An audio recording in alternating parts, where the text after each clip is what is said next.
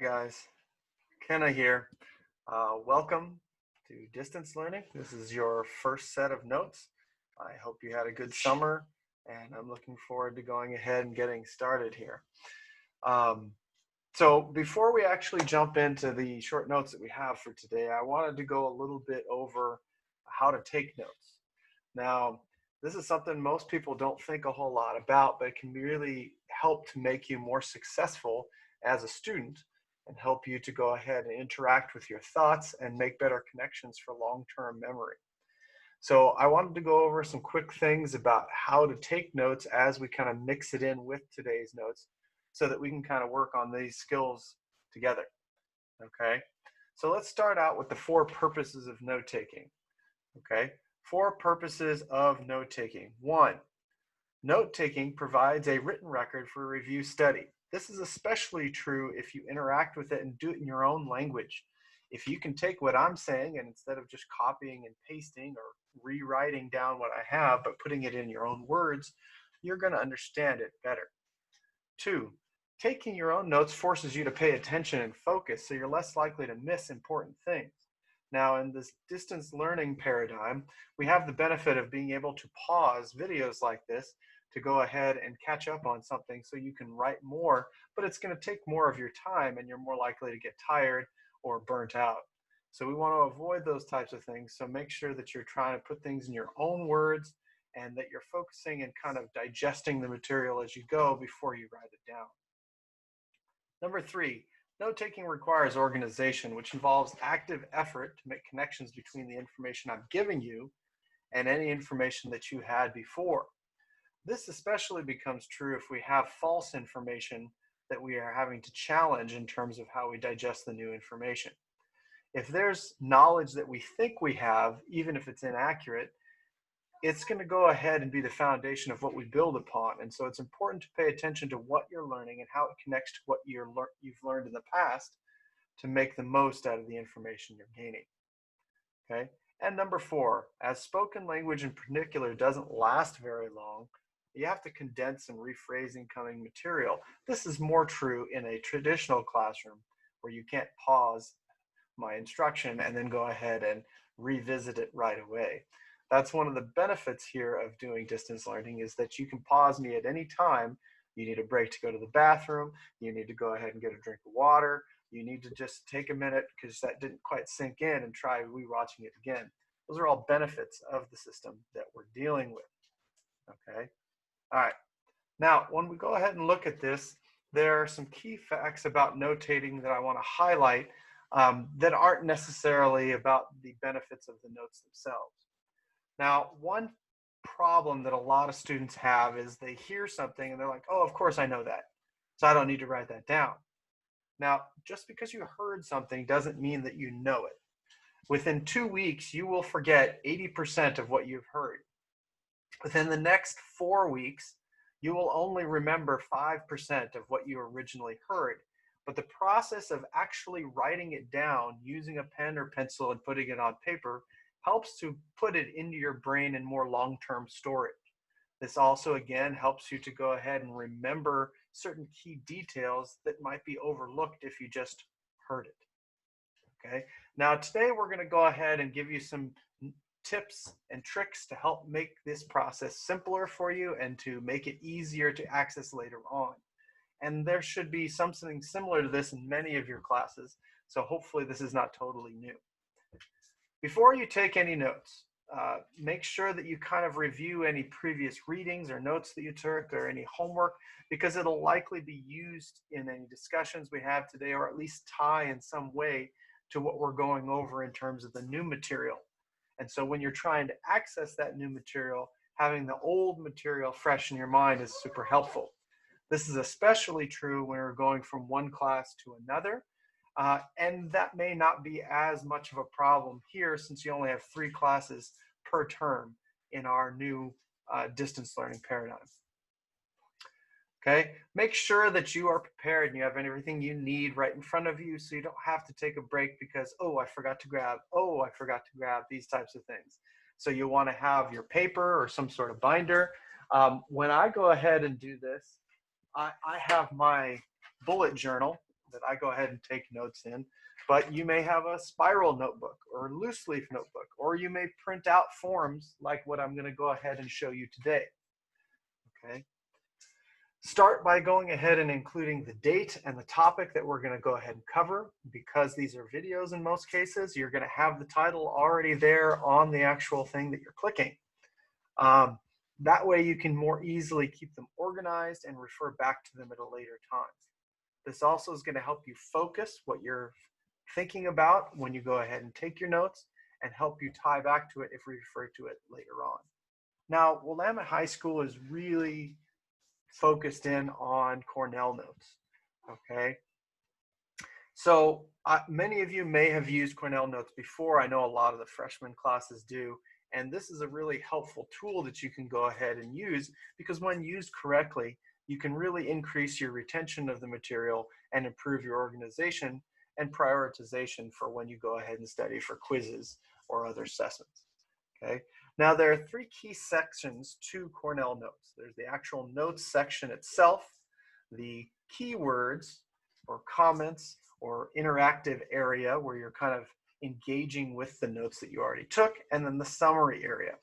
So let's go ahead and take a sample out here, and let's go ahead and go over it. Now, when I go ahead and do this, you'll notice that up here at the top, name, date, okay, and what class you're from.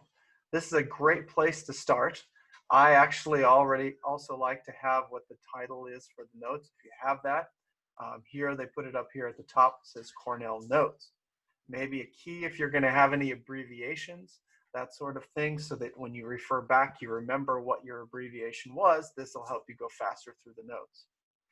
Okay, now this section right here is the primary note-taking section.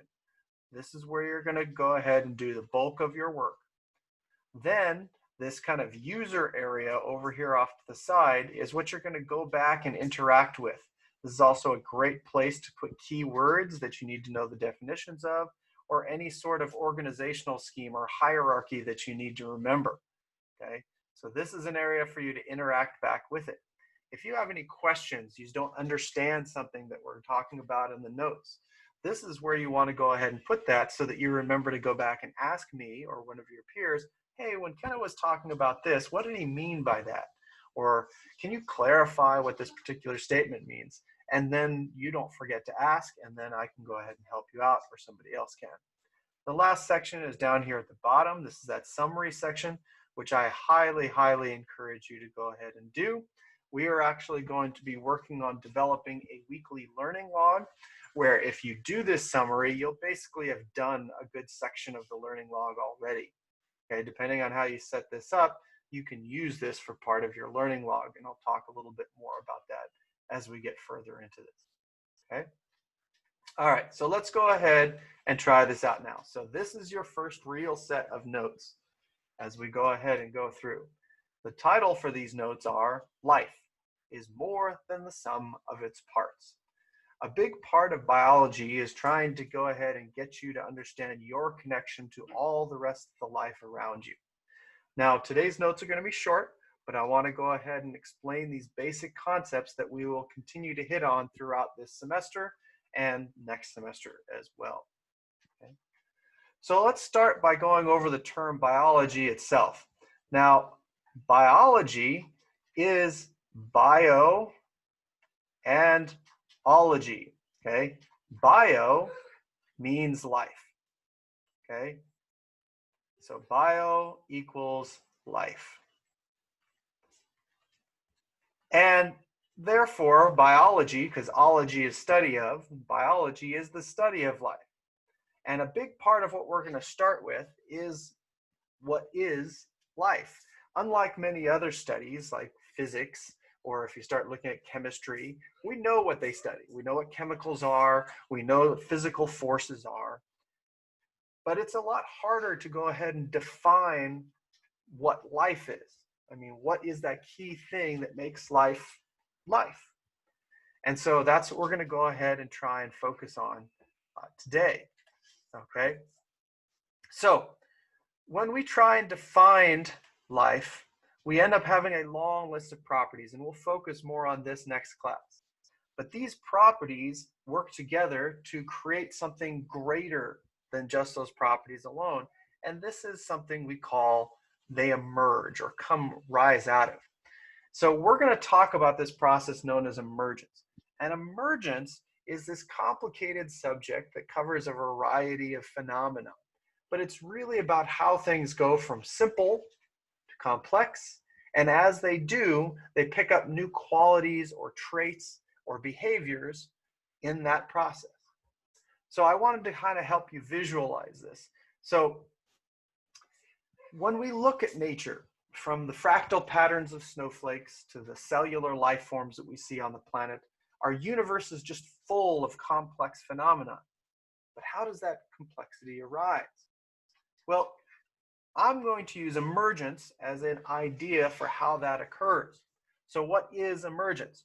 Well, it describes the ability of individual components of a large system to work together to give rise to either dramatic or diverse behavior. One of the simplest examples I can give you is water. Water is all around us, and we take it very much for granted, but water is made up of hydrogen and oxygen. Hydrogen by itself is explosive, and oxygen is needed for fire to burn. But if we mix them together in the right proportions, they create water, which puts out fire. And this is a trait that neither of the two pieces has alone. But when you combine them, they now have this new trait, this new ability or behavior that they exhibit. So I have a quick video here to go ahead and kind of get you thinking about this idea of emergence, and then we'll go ahead and move on.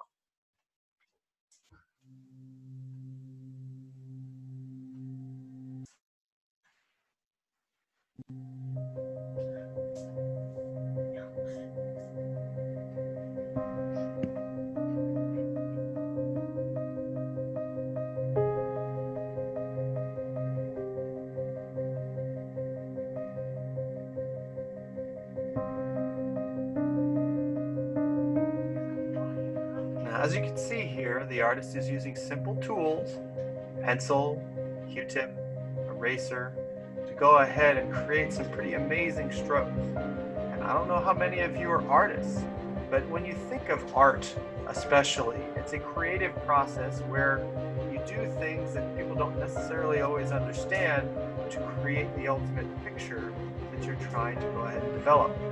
In this particular instance, all these little strokes, all these little erasures, all these smudges and movements of charcoal or pencil, in this particular example, are being developed to make these little patterns.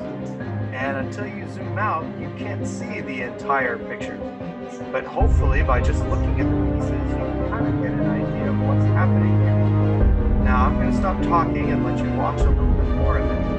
And I might go ahead and fast forward through the end a little bit. And I want you to kind of get an idea of how these small things working together create one bigger, much more complex.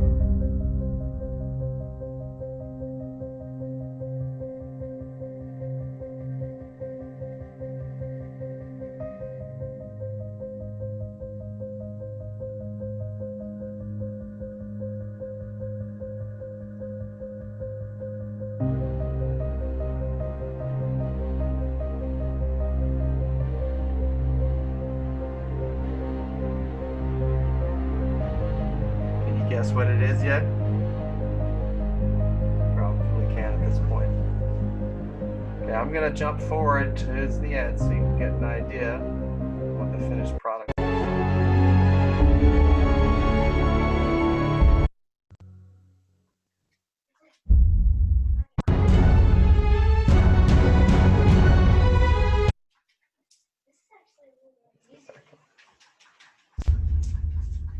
Okay, so this final image is far more complex than any of the individual strokes which created it.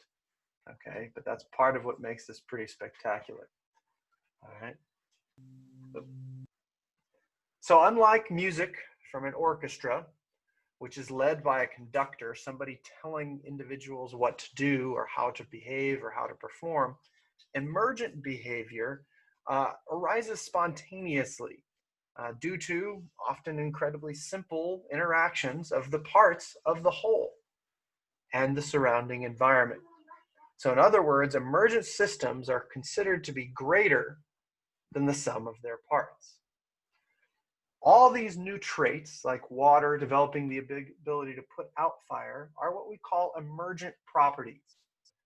The idea that structures or systems with emergent properties can be assembled from the same components is a recurring theme in our natural world and in biology. Sean Carroll, great evolutionary biologist, once said, in the right circumstances, matter self-organizes itself into intricate configurations, capable of capturing and using information from their environment. The culmination of this process is life itself. And there are tons of examples. This is from his book, The Big Picture, on the origins of life, meaning, and the universe itself, if you're interested in reading it. But I mean, think about like a colony of bees and how they behave, swarming behaviors, for example. The decision of an individual bee impacts the collective bee behavior as a hive. Each bee by itself is autonomous, but the new hive's behaviors and what they do are collectively decided on by all of them together. Okay, so let's take a quick break from the actual notes and talk about how your note taking is going. Okay, hopefully when I was going through that, you didn't try and write down everything. You know, you have this video, you can always go back and refer to it. But did you get the big ideas? Did you get some details, some illustrations? I find that sometimes drawing and labeling things out or creating symbols helps me to better internalize it. Whatever works best for you. If you're a visual person, maybe drawing pictures is going to be the best thing. Develop some sort of shorthand, abbreviations, paraphrase. Nobody else has to know what it means except you. Just make sure you know what it actually means. And go ahead and include questions you have, even if they're a little off topic. You can try and answer them later, or you can ask me about them later. Try and integrate it with knowledge you have. If you have questions, if you have ideas, maybe you like to write stories and you have a story idea, include those off on the left side. That'll help you kind of tie all this together in your personal space. Okay. Create a consistent pattern. You just want to keep a routine up so that you're doing the same things again and again and again, which is going to make it easier for you to interact with the notes and to understand the notes when you reflect back on them. One technique that I like to use is to leave spaces. Okay, if I get to something that I'm like not really sure what it means and I think I'm going to have to digest it later, I'll leave myself a little bit of space to go back and fill in. Okay, or just leave some space so that's easier to read when you go back and look at it. So don't hesitate to go ahead and mark these questions. And during the actual class period, I'm going to try and stay live. So you can always go ahead and send me a message to remind, or an email, or even kind of pop into the Zoom session and try and ask me about something that is really bothering you or that you're interested in a particular presentation. One of the things to pay attention to as we're going through this is speaker cues. Does my voice change? Do I try and add emphasis to particular things? I don't always include my actual video. I'm doing it here, but I don't always include my actual video. But if I have physical motions about things, I like to speak with my hands. That can help indicate things that are important. Okay. When we go ahead and start looking at this, this is really what we're trying to focus on in taking good notes, is how to get the most out of what it is that you're watching or listening to. Okay, let's go ahead and return back to the notes. Now, as we go ahead and do this, okay, so let's go ahead and focus on life's organization. Biologists view life as having different built-in levels. Okay, these levels of organization interact with each other and give rise to emergent properties. Now, when we talk about them being nested or embedded in one another, what do we mean? Well, typically there's either a size or a relationship that's involved. So what I want you to think of are those little nesting dolls. I don't know if you've seen these before, but essentially you've got a single big doll that you open it up and inside there's a smaller doll, and you open that up and there's inside a smaller doll, and so on and so forth. Well, the same sort of thing here. When we look at these levels of organization in life, we start out at the smallest end with an atom. Now, if you think about it, what do atoms make up? If you put atoms together, they make up, that's right, molecules. And if we put molecules together, they make up cells. Cells make up tissues, tissues make up organs, organs make up organ systems make up the organism, who is part of a population. Several different populations make up a community, which is part of the ecosystem, which when it go ahead and put it together makes up a biome, and different biomes work together to make up the biosphere. Now, when we look at these 12 levels of organization, we're going from smallest to largest.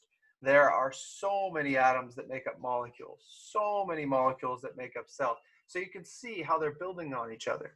And as you get towards the top, you're getting to a more and more complex system as we develop new characteristics which are emerging from the interaction of the smaller pieces. Can you decide at which level we have life?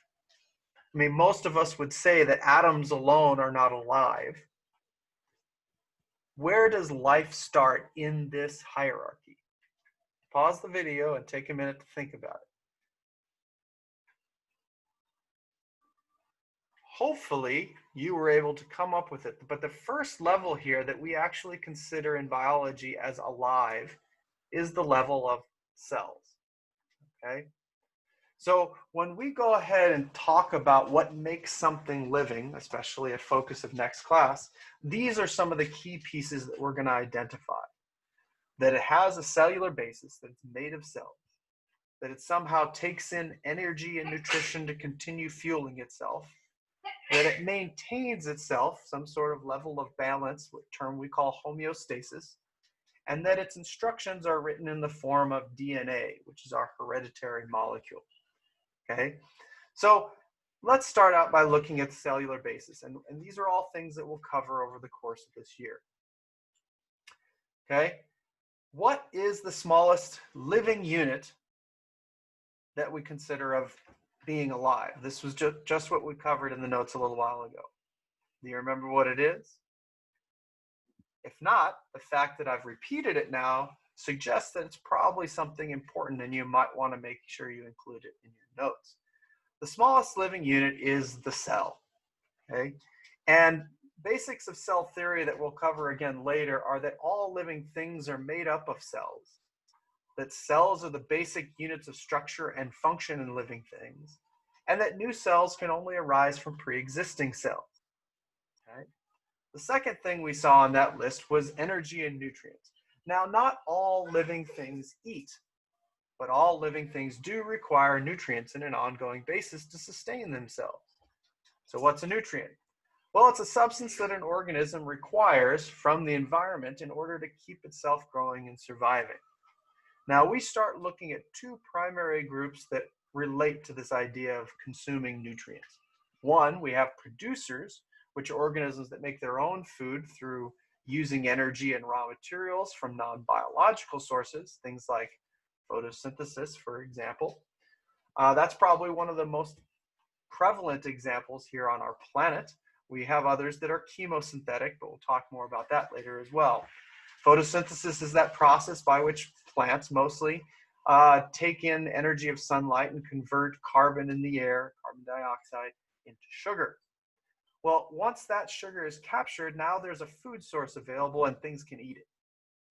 We get to the next group known as consumers. Consumers are those that obtain their energy by eating on other organisms. So, nutrients, like these materials we just captured, are going to be cycled between producers and consumers. Captured by producers, eaten by consumers, decomposed, and the whole process starts all over again. Energy, however, flows in one direction, okay? Once the energy comes in from the sun, it gets used and it's no longer available. So again, nutrients cycle, energy flows, okay? Nutrients cycle, energy flows. Okay. Then we talk about homeostasis. This is the process by which all organisms keep conditions in their internal environment as stable as possible so that they can survive. There are many examples of this. The relationship between photosynthesis and respiration, for example, is a good example of this. Even the movement of materials across cell membranes, getting food in, wastes out, these types of processes. Anything of positive and negative feedback, and we'll talk about these things later this semester. And then lastly, we talked about this idea of having nucleic acids, these materials that carry our genetic instructions that we then can pass on to future generations. Probably the most famous of these is DNA, which is deoxyribonucleic acid. And these are the instructions that guide development, growth, and reproduction. Okay? These are inherited or passed on to future offspring generations, and this occurs during the process of reproduction. And DNA is that double helix that we are used to going ahead and seeing in a lot of your science classrooms. Okay? All right. Life is pretty diverse, and there are tons of different types of organisms out there, but we group them into two categories, prokaryotes and eukaryotes. Prokaryotic cells do not contain a nucleus or other membrane-bound organelles, but eukaryotes do. And we'll talk more about this when we actually get to cells. In prokaryotes, we start dealing with bacteria versus archaea, which one is older, and they're slightly different in terms of their structure. Many of our extremophiles that you may have heard of when they study for life in outer space fall into the archaea category. This is a cladogram or a tree of life showing you all the different groups. I'm not going to spend a lot of time here. Here are our four major groups we'll focus on: protists, fungi, plants, and animals. You can read these more if you have time or interested, but we'll come back to all this later. Okay, so that's the end of the notes for today. Now that you've taken the notes, I hope you'll use the left side of your Cornell Notes, if you're doing this, to go ahead and reread, review, ask questions, interact, and try and tie pieces together. One suggestion: don't wait more than 24 hours to reread and review your notes. A lot of the research from psychology suggests that after that period, it's not as helpful as you might think. You're going to retain twice as much if you can interact with those notes within a 12-hour period. This is good because you'll still remember things. You can fill in any gaps. You can go ahead and try and answer any questions that you may have figured out later on in the notes. You can start comparing those notes with one of your classmates and then do that summary at the bottom. Okay? I have added a whole bunch of templates that you are welcome to go ahead and use if you like them. Or if none of these are something that you're interested in, just make sure that you're following the basic concepts and interacting with the notes and going back and re-interacting with the notes. Okay? Compare the information that you just learned with your own experiences. And if it seems strange or doesn't kind of gel with what you think, ask questions. Don't just outright reject it. Okay? Check it out, do some research. Science, remember, is going to be about really investigating and taking the facts, not relying on your beliefs or biases. Make meaningful associations to your previous learning. Use color coding systems if you want. I have former students who loved using different colors of colored pencils or markers or crayons or highlighters to help them signify these are key words. This relates to what we talked about last class. This relates to what's going to be coming up in the future. So I encourage you to go ahead and take a look at these, and then we'll go ahead and move on from there. I hope you guys got through this. Please don't hesitate to ask me any questions, and I'll see you on the next one.